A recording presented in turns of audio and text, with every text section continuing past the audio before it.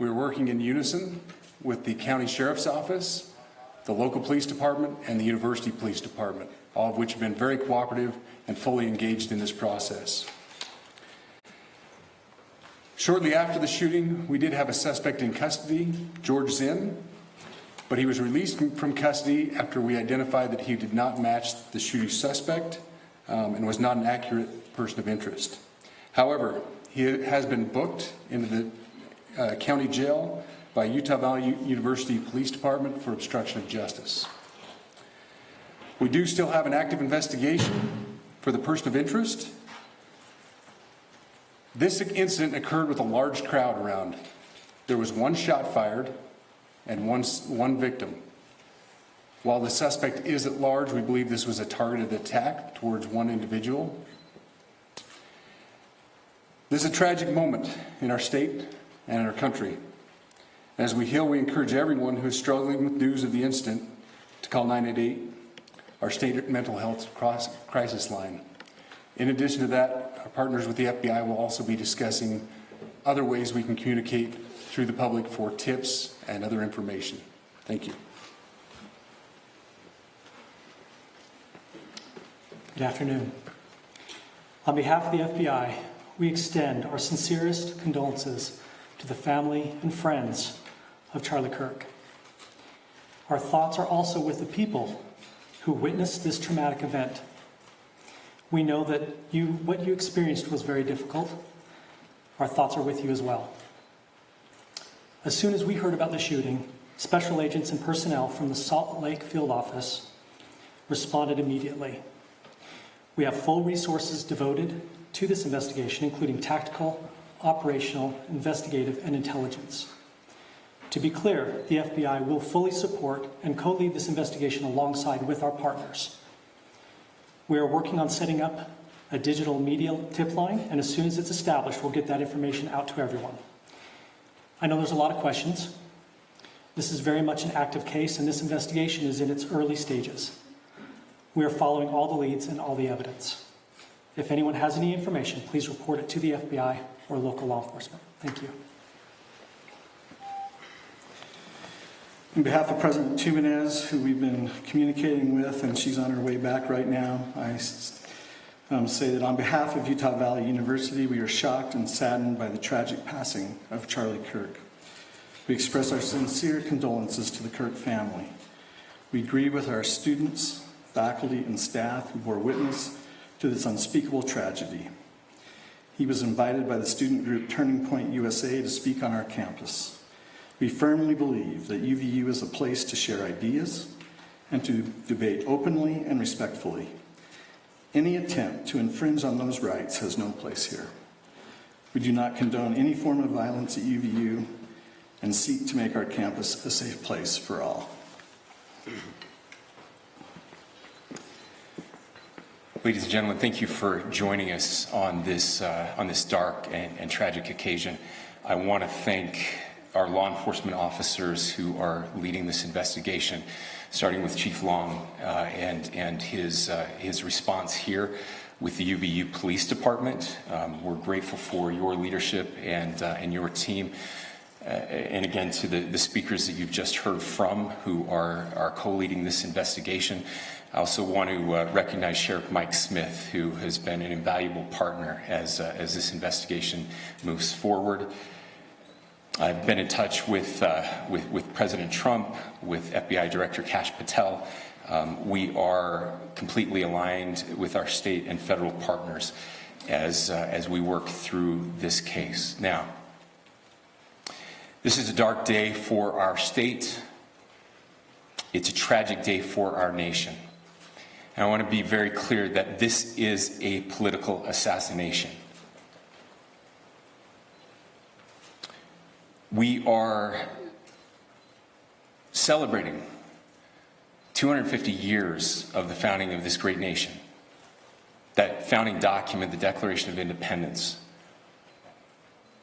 that this great experiment on which we embarked together 250 years ago, that we are endowed by our Creator with certain unalienable rights. The first one of those is life.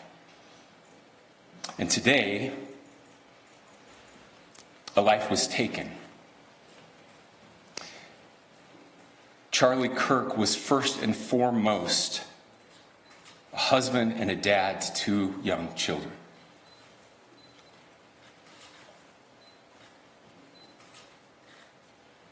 He was also very much politically involved, and that's why he was here on campus. Charlie believed in the power of free speech and debate to shape ideas and to persuade people. Historically, our university campuses in this nation and here in the state of Utah have been the place where truth and ideas are formulated and debated. And that's what he does. He comes on college campuses and he debates. That is foundational to the formation of our country, to our most basic constitutional rights. And when someone takes the life of a person because of their ideas or their ideals, then that very constitutional foundation is threatened. Now, we have a person of interest in custody. The investigation is ongoing. But I want to make it crystal clear right now, to whoever did this, we will find you. We will try you. And we will hold you accountable to the furthest extent of the law. And I just want to remind people that we still have the death penalty here in the state of Utah.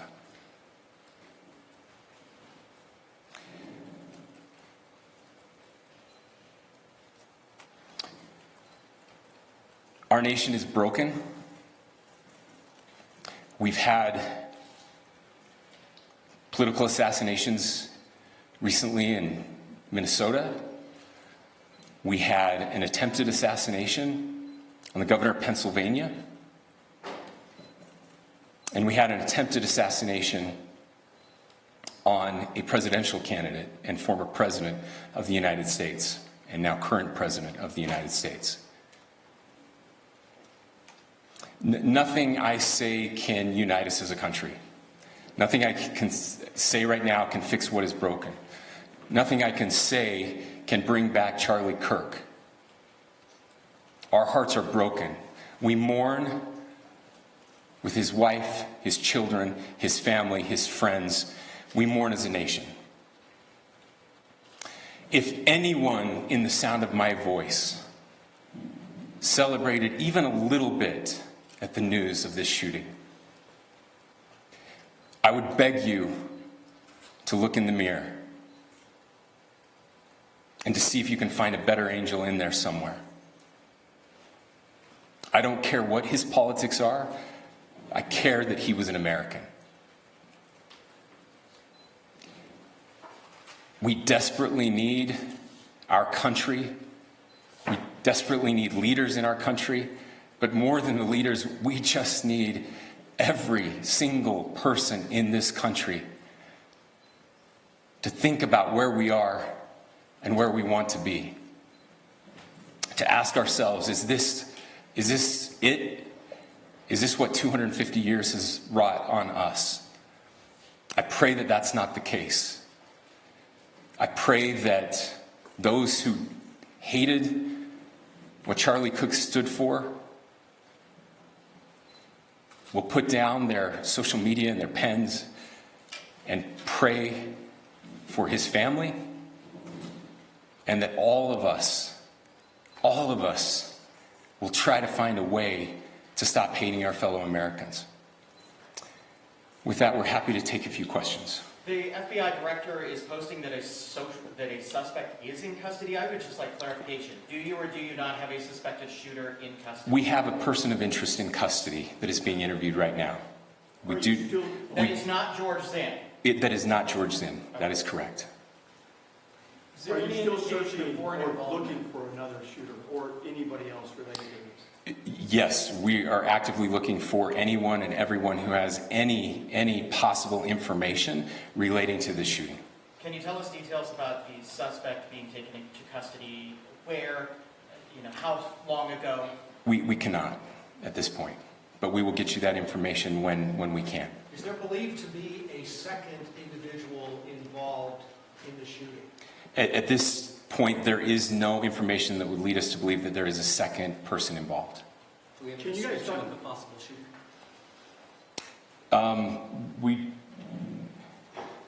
Do you want to talk about what we know there? Yeah. The only information we have on the suspect, the possible shooter, is taken from closed-circuit TV here on campus. We do have that. We're analyzing it, but it is security camera footage, so you can kind of guess what the quality of that is. But we do know dressed in all dark clothing, but we don't have a much better description other than that. where So to the shot clarify- came from? The shot came from here on campus, from a location at a fair, Roof.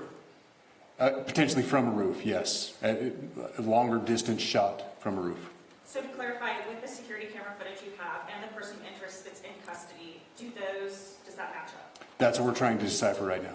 So did FBI or DHS have anything on the threat board this morning? I can't speak. I'll just say that the investigation's ongoing, and as soon as we have further information, we will be sure to release it. Any indications of foreign intelligence involved? As of now, I can't comment on any of that. Thank you. Can you talk a little bit about the security of the event itself? Who was there security-wise, and what happens on these kind of events? So my name is Jeff Long. I'm the police chief here at UVU, and I'll tell you right now, we're devastated. We're a small police department. We have a very large campus. We have over 40,000 students, and we love our students. We love our visitors, and we're devastated by what happened today. This is the police chief's nightmare. I'm very saddened for the Kirk family. I know his wife and parents found out about this. You know, obviously he's away from home. He's here in Utah. They find out by a police officer that visits their home. That's tragic. Nobody wants that. But I can tell you about our venue today. This was an open venue. This was outside. We did have 6 officers working that event. We had probably over 3,000 people that were in attendance. It sat down in kind of a bowl area here on the central campus. We have a waterfall area. And so he was kind of in a lower area, surrounded by buildings. We had some plainclothes police officers that were in the crowd as well. We train for these things, and you think you have things covered, and these things, unfortunately, they happen. You try to get your bases covered, and unfortunately today we didn't. And because of that, we had this tragic incident. So we did have officers there. We had Charlie Kirk's team. He has a security team that travels with him, and they were here with him when he was shot. Was the gun recovered? I'm sorry, see? Was the weapon recovered? At this point, I can't disclose that. When Charlie Kirk was shot, there was a question being asked about mass shooting. Was that person apprehended, and do you know who asked that question? Say the question again. I don't know if I understand what you're saying. When Charlie Kirk was shot, he was answering a question about mass shootings specifically. Was that person apprehended, and do you know who asked that question? I do not. We do not have that at this moment. What kind of weapon was used? Ladies and gentlemen, we have time for just one more question, so thank you. Yeah, a question for the chief as well. Was it your team or Kirk's team, or a combination of both, that kind of set the security protocol for the event? So we work together. He has his team, and they do this all over the country. We all know that. This is not uncommon for them. They're very comfortable on campuses, and I was coordinating with his lead security guy, and so yeah, we were working together. Was this a sharpshooter type shot? Was this a Ladies and gentlemen, those are all the questions that will be answered today. Again, thank you for covering this. We will be updating you as soon as we have additional information through normal channels, working with law enforcement.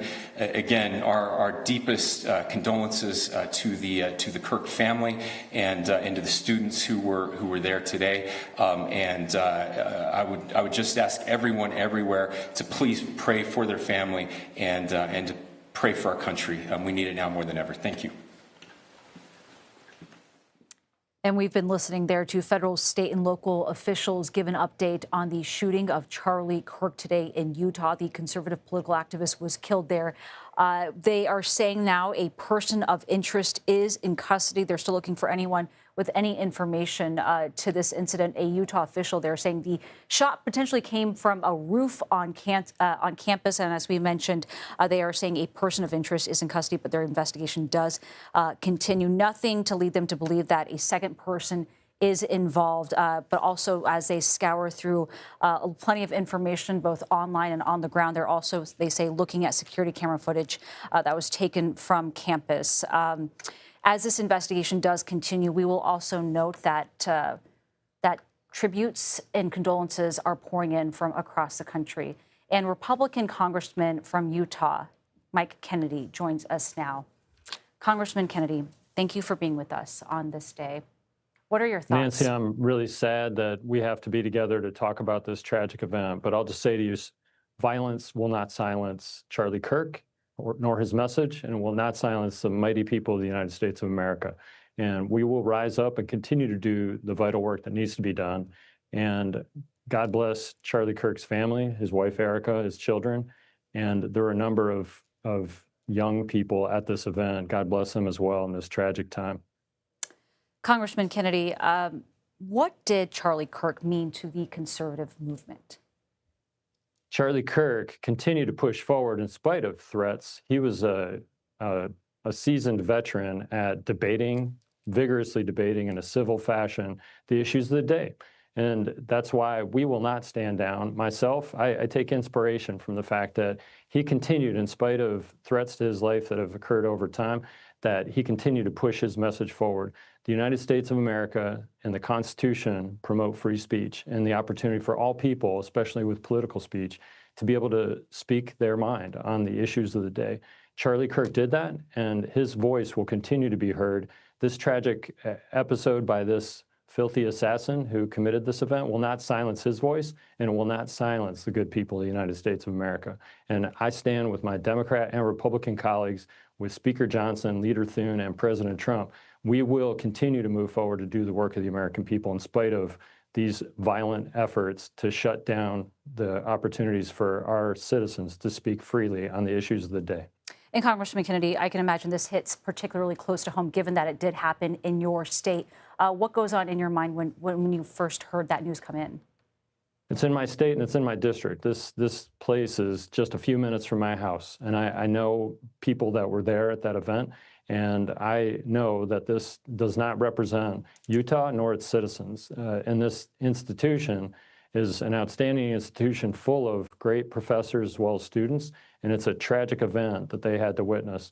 But I know we can all learn from this event as far as this will not intimidate us. As a state senator, I've had my house vandalized. I've had death threats against me. I know my congressional colleagues, some of them have had death threats as well against them. But we continue to do the work here in Washington, D.C. And I know my friends, my colleagues, the neighbors, they will continue to do their work to promote the opportunities that we have here in the United States of America. And violence will not intimidate us, and violence will not silence the voices of our good people. Congressman Mike Kennedy, thank you very much for being with us tonight. Thanks for having me. And Anna Schechter, Senior Coordinating Producer for the Crime and Public Safety Unit, joins us here on set once again. Quite a few updates coming from that press conference from those federal, state, and local leaders and officials. With a person of interest in custody, where does the investigation go from here? And I know it's in early days, but it's all boots on the ground right now. That's right. Well, they're still analyzing surveillance video. They want to match this individual with everything that they're seeing from multiple cameras. So that's happening right now. They're also likely interviewing this individual. Then from there, they want to get associates, close family members, friends, colleagues that this person might have worked with, because they want to find out if anybody else might have known about this attack. Plans for this attack, who might have aided it. So that's a very important part of this investigation that's underway right now. They're also going to get a search warrant for all of the electronic devices, cell phones, laptops, anything else where this individual might have communicated with others, and they're going to pull all of that in, review all of that. So the clock starts ticking now on that part of the investigation. While they're doing that, they're building a timeline of everything that this individual did leading up to the moment of pulling that trigger. And I know we're looking ahead, but also a look back at what happened this afternoon. One thing that stood out to both of us during that press conference is hearing how many officers from the University Campus Police were actually on the ground out there. He was saying 6 officers, possibly more, that were also in plainclothes. He said that plainclothes officers were also there. But when you hear that some 3,000 people were in attendance, what goes in your head then? Not a secure location. Wide open, no cover, no checkpoints, no metal detectors. Already, just the fact that they held the event at that location, law enforcement is at a disadvantage to keep it safe. But there are things that they could have done. And there you heard the police earlier acknowledge that they might have been able to prevent this. But to have somebody on a roof in an open air university like that, very difficult to prevent. But had they had more eyes, more resources, maybe somebody would have seen something, said something, and apprehended that person before they took that shot. And we're already hearing about events being postponed or canceled, political ones, because of what happened with security plans perhaps being re-examined. Do you think that other colleges or other venues could change the way they approach security given what happened here today? Absolutely. At least in the short term, there is going to be a message that goes out wide to campus law enforcement, regionally and wider across the country. Everybody's going to be on high alert given that. Already, law enforcement in the big cities were on high alert because tomorrow's September 11th. We are in a heightened threat environment. But looking out and finding that lone wolf before they attack, that is the hardest thing for law enforcement to do. Everybody's going to be ramping up security right now, essentially, at campuses, but other institutions around the country. I know hindsight is 20/20, especially in cases like this, but when you do recognize that there was outcry and that people were not happy with Charlie Kirk's appearance on that campus and that this was the first stop on a widely publicized tour that he was kicking off on, what should have been different? Well, first of all, you should have had other law enforcement partners there because one small campus security police and even Provo police, they might not have had the resources to adequately secure this location. Even for crowd control, if nothing else, when you have 3,000 people in one space like that. That's right. And, people get sick. You usually, if it's a highly publicized event, you'll have, EMS teams. You might have a couple of ambulances just to make sure if somebody gets sick or needs help that there are first responders there. So the fact that they were so lightly resourced, that was not ideal, obviously. Hindsight is 20/20. I think there was a certain level of comfortability if he might have felt, well, I bring this healthy debate and thought largely we're in sort of a friendly crowd. And I think that's where law enforcement can make the mistakes where they think that they're in a friendly crowd environment. They say, yes, let's go with an open air venue where anybody can walk in. And we heard and that was spectators. part of the appeal also for Kirk to have people come in and be able to have anyone sit down in front of him and talk to him. That's right. Now, he did have a security team, so he was aware of a certain threat level, but he didn't seem to be, he was out there speaking confidently. I mean, we watch all our politicians doing the same thing every day. It is impossible to have a 100% secure environment, particularly if you're choosing to hold an event outside like this one. I know you've been urging caution in how we approach motive from the very, very start as soon as we heard this news come down. At the same time, it is hard to ignore the fact that he is such a prominent conservative figure. And this is all happening, of course, in the backdrop of quite a few targeted shootings that we have seen just in the past year or so that have played out. Luigi Mangione, of course, also behind one of those with United Healthcare. What does that say to you about where we are and this, the landscape in which this is all happening? Well, we've had quite a number of very high-profile targeted assassinations and assassination attempts over the last 18 months. So really a very heightened threat environment. But what I will say about the motive is There have been perpetrators also at school shootings, at other high-profile targeted attacks, where it was sort of a free-for-all, any motive, a person with a documented mental health history who was grabbing at whatever was in the zeitgeist, using that as motivation. So that's why in the immediate aftermath of these kinds of shootings, we want to be very careful because we don't know what kind of writings this person might have had, what kind of online spaces they might have been frequenting. We don't know. We can suspect, and you just heard the governor of the state of Utah say this was a targeted political assassination. He might have information that we don't have, but at this point, we don't have information that supports that. Which is why we always appreciate your context through all of this. Anna Schechter, thank you very much for today. And Brandon Russin joins us now. Brandon was there and saw all this happen. Brandon, I'm so sorry for what you've experienced today. Can you walk us through what you saw?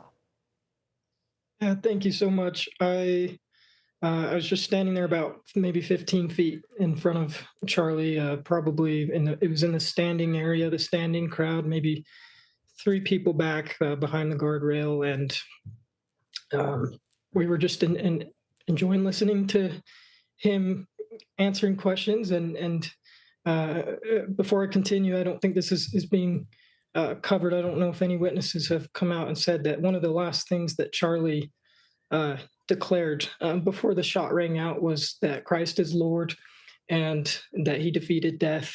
And I just find that very poetic, despite this tragedy.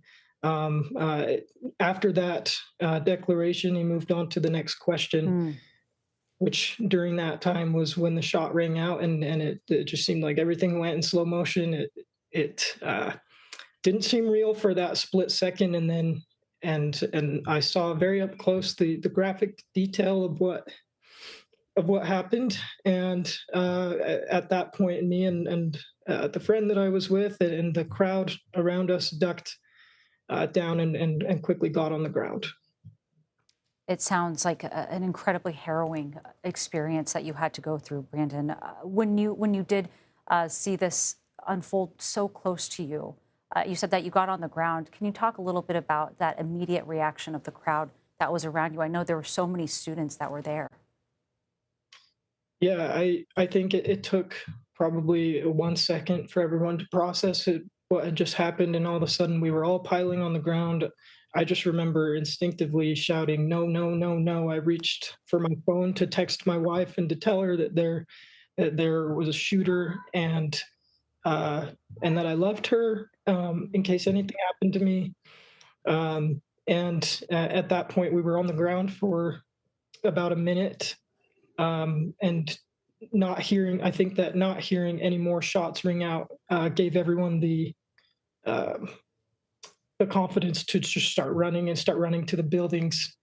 And so that's what we did. Brandon, a lot has also been made today about what kind of safety measures were in place. Can you tell us about what you saw when you were there? What kind of safety apparatus that you had to go through, if any, and what your thoughts are on that now? I'm going to be completely honest. When I walked into this courtyard, the first thing that I thought, with everything that's happened in the past decade or few years, the first thing I thought was, I hope they have good security here, because this does not seem like a safe place for Charlie to be giving his message. In terms of the layout of the courtyard, not in terms of the people, which like she was saying earlier, it was a mostly friendly crowd, and so just the layout of the courtyard. That was my initial thought: is that this does not seem very safe. What drew you to go there to begin with? I love hearing debate. I'm not totally engaged in politics, but I think the dialogue in this country is extremely important, and I think Charlie was a very, very intelligent man, and I appreciate hearing his evidence for his claims, and hearing the debate on the other side too, and hearing that dialogue.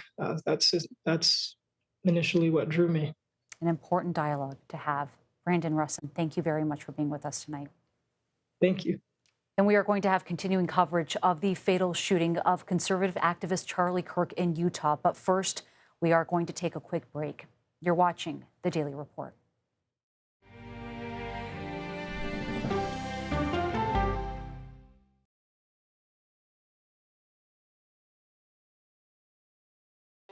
What happens when you get conversation over conflict? Anyone that doesn't agree women should be in the submarine force has to ask themselves why they would think about that. I think they've taught me to have grace and compassion. When we follow the human side of the headline. Life is a little bit different now. It's going to take a while to get used to.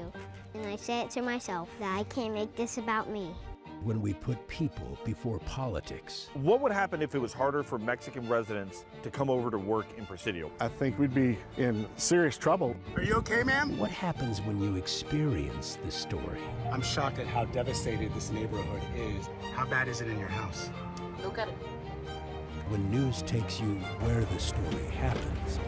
We've just crossed into Lebanon. Here in Chicago. Hollidaysburg, Pennsylvania. When the world's best journalists come together to cover your world, you get the all-new CBS Evening News every weeknight. Ready? Yeah. You ready? At 1, 2, 3. Hey! I can see clearly now. Look at his outfit. Amazing. Give me some love, baby. We got a toy. Look at this. Oh, no! Time for another quick meal you can make any night of the week. We've got tips to save on clothes, tech, and more. How I got here is nothing short of like a miracle. Talent? Talent? It's gonna be alright. It's a bright, bright, bright way to start your day. See you on CBS Mornings. Here comes a big one. What I've seen, it's like chaos.